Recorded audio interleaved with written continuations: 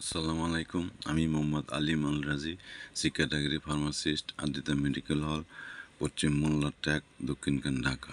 আজকে আলোচনা করব পাইলস রোগ সম্পর্কে।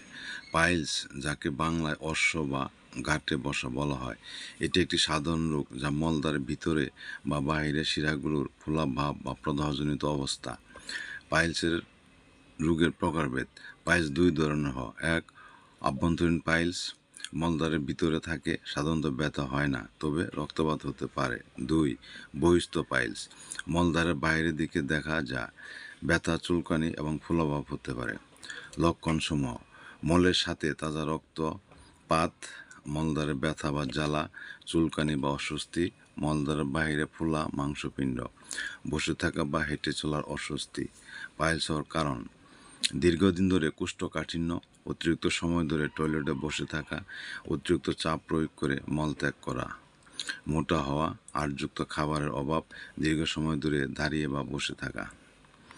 প্রতিরোধ ও ঘরোয়া উপায়: আঁশযুক্ত খাবার খাওয়া, যেমন শাকসবজি, ফলমূল, গোটা শস্য। পর্যাপ্ত পানি পান করা, প্রতিদিন 8 থেকে 10 গ্লাস। নিয়মিত হালকা ব্যায়াম করা। টয়লেট ব্যবহার বিলম্ব না করা। অতিরিক্ত চাপ না দেওয়া। গরম পানিতে বসে থাকা, সাইড বাথ দিনে 10 থেকে 15 মিনিট।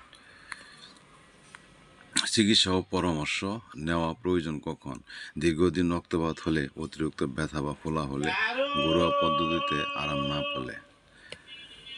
যদি এই সমস্ত উপসর্গ দেখা দেয়, আপনি একজন পাইলস রোগ বিশেষজ্ঞের পরামর্শ নেবেন। বিশেষজ্ঞ যেভাবে পরামর্শ দেয় সেভাবে ওষুধ সেবন করবেন। আপনার সুস্থতা আমার কাম্য। সকলকে ধন্যবাদ। আসসালামু আলাইকুম।